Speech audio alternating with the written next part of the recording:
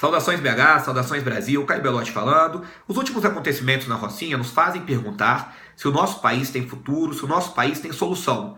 Olha, eu vou falar uma coisa, sinceramente, não sei. Quero que tenha um futuro, quero que tenha uma solução, porque eu sou brasileiro, não tenho perspectiva nenhuma de sair daqui, odiaria ter que largar minhas origens, minhas raízes, e odiaria criar meus filhos em outro lugar que não fosse o nosso país. Um país que eu amo, um país que tem uma história, que é uma história linda, que tem belezas naturais riquíssimas. Mas, infelizmente, o nosso país é dominado por tudo que há de ruim, por tudo que não presta, seja politicamente, seja moralmente, e é um resultado que aconteceu no Brasil, uma consequência de algo muito maior que vem de fora. Eu poderia chegar aqui de maneira populista e falar sobre soluções para o Brasil, e chegar, fazer um discurso patriótico, falar que o nosso país tem futuro, ser bem otimista, e dessa maneira cativar o público que está me ouvindo. Mas o buraco é muito mais embaixo. Tem problemas no Brasil que de fato parecem indissolúveis, como o problema habitacional, o problema dos grandes conglomerados urbanos que deveria ter sido solucionado na década de 70 ou no máximo 80. Como você vai solucionar uma questão de uma Rocinha com 500 mil habitantes? Como que a gente vai pensar em dar um serviço digno para pessoas que vivem de gatonete, que todo o serviço público que deveria ser fornecido pelo Estado é fornecido por milícias ou traficantes? Há anos que as pessoas já estão habituadas a esse tipo de coisa? Sabe, é uma questão muito difícil. E se nós formos pegar, para além das questões do Estado, da corrupção, para além da má administração do dinheiro público, o grande problema do Brasil que eu vejo hoje é o problema moral. O grande problema do Brasil é o problema da carência da família, da dissolução do tecido social. E por que eu digo isso? Eu tive uma experiência muito pessoal dentro de uma penitenciária, onde eu vi que a maioria dos encarcerados são pessoas que não têm o nome do pai do registro. São pessoas que não conhecem nem sequer quem é seu pai. E se nós formos pegar isso para a formação de uma, duas, três gerações que não conhecem seu pai, que muitas vezes a mãe ela tem que trabalhar o dia inteiro para cuidar das crianças, deixa o filho jogado, o menino é adotado pelo tráfico.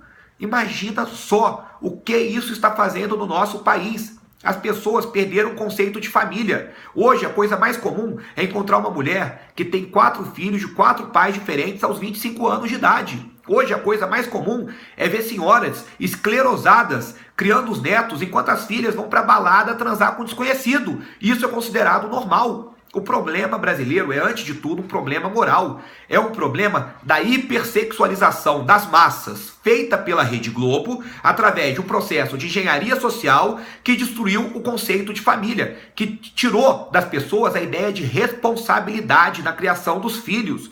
Hoje as pessoas acham que tudo é lícito, desde que as faça felizes, e mesmo que isso prejudique uma criança pequena, que tem todo o direito do mundo de ser assistida. Uma criança que está sob a responsabilidade dessa pessoa, que joga essa criança na mão de um terceiro ou na mão do Estado, em creches, onde a criança fica até 8, 10 horas por dia, para essa pessoa ser feliz. O grande problema do Brasil é a falta de família, é a falta de uma estrutura familiar sólida, com pai, mãe e prole.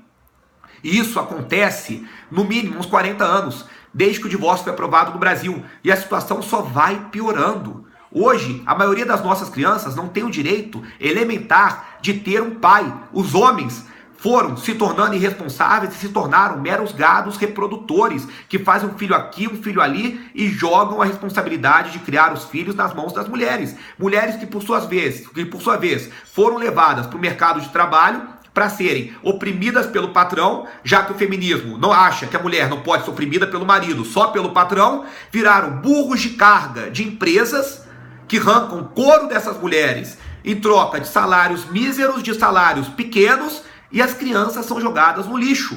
Eu vou falar uma coisa para vocês. Grande parte do problema brasileiro vem das crianças não terem a presença de uma mãe em casa e de um pai, de uma figura paterna, que é uma figura que é um parâmetro moral, que é uma figura que é um modelo, que é um exemplo. Todo menino e toda menina precisa da figura do pai e da figura da mãe. E hoje isso é um luxo no Brasil, isso é uma coisa para poucas pessoas. Até porque a mulher ser dona de casa no Brasil é algo que ficou criminalizado. Eu conheço, por exemplo, dona de casa que foi entrar com uma ação na justiça E o advogado dela falou: inventa uma profissão que, se for cair na mão de uma juíza feminista, ela vai ficar com raiva de você e vai te penalizar pelo fato de você estar em casa cuidando dos seus filhos. Uma juíza feminista vai dizer que você é uma pessoa contraproducente à causa das mulheres, que você é inimiga das mulheres, porque você optou em todo o seu direito por ser mãe. A mulher não tem mais o direito de ser mãe em tempo integral. A sociedade joga a mulher no mercado de trabalho, a mídia, a cultura impõe que os casamentos sejam algo que não durem nada, as pessoas já casam pensando em separar, ou pior, transam indiscriminadamente com desconhecidos sem pensarem nas consequências, não se preocupam nem com doenças venéreas, nem com gravidezes, e quando nascem as crianças, é um Deus nos acuda. A criança é uma bomba que é jogada de mão em mão até que alguém crie mal e porcamente. Então, eu digo, o principal problema do nosso país, antes de qualquer outra coisa, é a falta de uma estrutura familiar. Da falta da estrutura familiar que vem todos esses soldados do tráfico de droga. Da falta da estrutura familiar que vem toda essa cultura hedonista, essa cultura do funk, da droga, do prazer pelo prazer. Isso, grande parte da culpa, vem das religiões, porque hoje as religiões, as igrejas, viraram centros de autoajuda, onde você pode fazer o que você quiser, desde que você pague o dízimo, ou desde que você seja bonitinho, legalzinho. A igreja não impõe mais uma moralidade sólida. A moralidade que deveria vir do cristianismo, da igreja, não é imposta por ninguém. Tudo é relativo, a moral é relativa, a felicidade está acima de tudo.